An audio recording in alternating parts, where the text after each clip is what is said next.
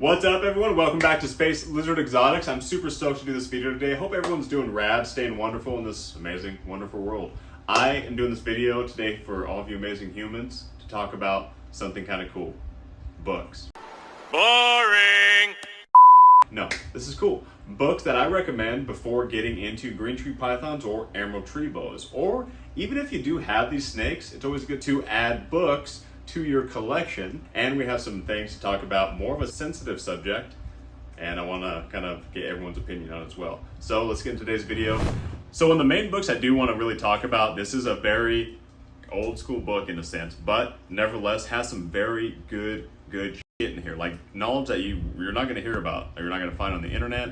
If you do, you're going to really have to dig for it. So Greg Maxwell was a badass chondro breeder on point with it. So he actually wrote this book. God, I don't even know. This is, I think, the second edition to it, I believe. I'm not too sure. But if you get a chance, pick this book up. It actually has a lot of really good information about feeding, husbandry, things like that. Now, lighting, of course, when this book was written, things have gotten very advanced now. So you can, of course, do a lot of different things with lighting. But nevertheless, this book is a plethora of knowledge, and I highly recommend adding this to your collection. If you are into snakes, it's really just fucking cool to read about the subjects you love, right? And add more knowledge to your little fucking noggin up there. Anyway, and the other book I kind of came across randomly, this is actually a really cool book too. So this is a green tree python and emerald tree boa book. Now, this does cover a pretty good range of a lot of cool shit between breeding, temperatures, all that jazz too, and a lot of really good information as well. It doesn't cover everything,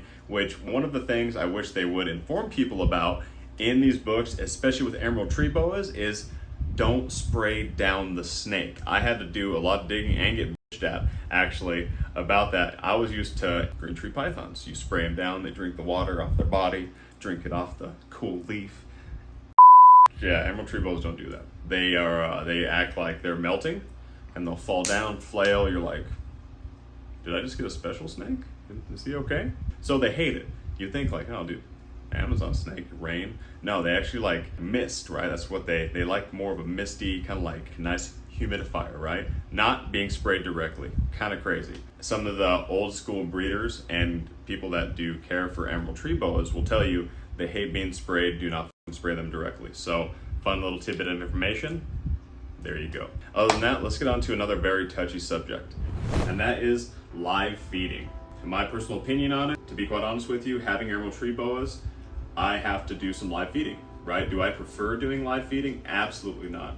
I love doing thawed because one, you don't have to put a live animal in there. You don't have to see it just get murked. It is amazing to see the animal in its, of course, predatorial, like primal form of like getting an animal, absolutely. But at the same time, you can get that same experience with thawed.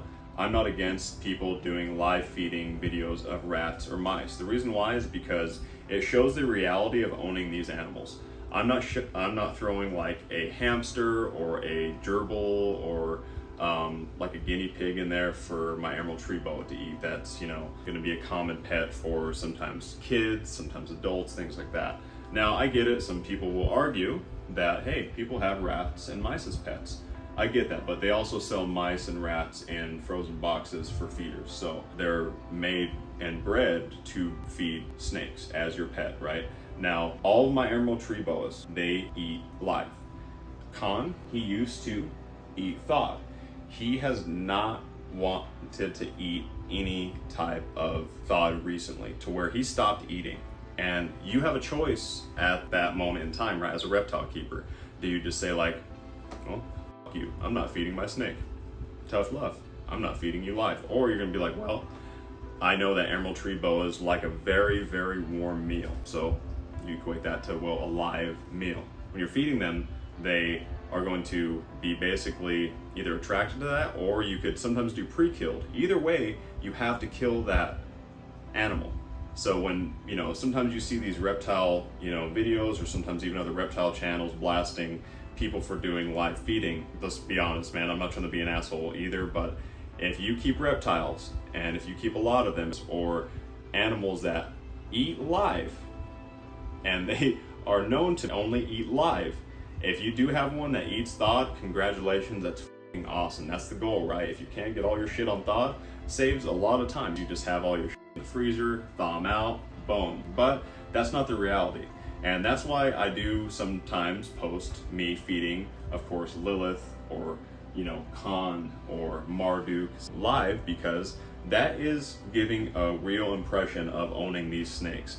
I feel like I would be giving everyone a disservice if they're looking into getting these snakes and you're just like, oh yeah, they'll always eat Thawed. Don't worry. Live sucks. Live is a trip. I don't like doing it. It could, there's a lot of things that come with feeding your animal live. But with these snakes, of course, they usually wrap them up, bite the rat or the mouse, wrap it up, and it's pretty done after that. But at the same time, that doesn't mean that the snake can't get scratched, bit, in that process. So that's another reason why I don't like doing live.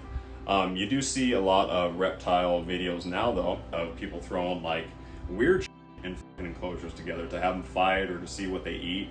And I don't agree with that shit, man. Doing an educational video, and if you do have to feed an animal live, I don't think that's any different than what they show on Animal Planet or something on National Geographic when animals are in the wild. And the other reality of that is what I want to really bring up is feeding. Luckily, wonderful little Hella eats Thawed. She's always eaten Thawed mice all the way now to rats. And it's awesome. My emerald trees, trying to get them to do that has been it's a task, and I'm not gonna stop, but I just want to let everyone know the reality of owning these snakes, and also kind of talk about, I feel like if you're abusing an animal, if you're throwing animals in there to fight for, just views like that, that's fucked up.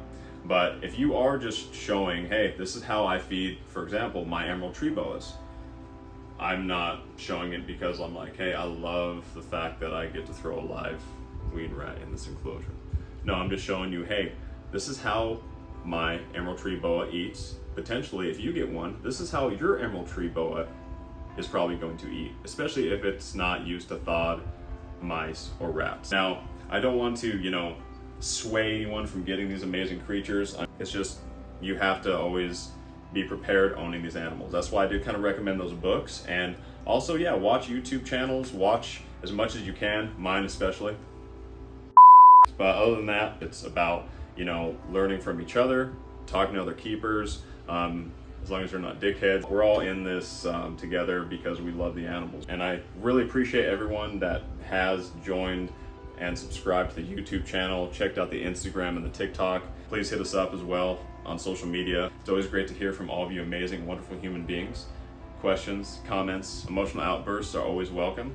And we will see you next time at Space Lizard Exotics. Stay rad and take care of each other.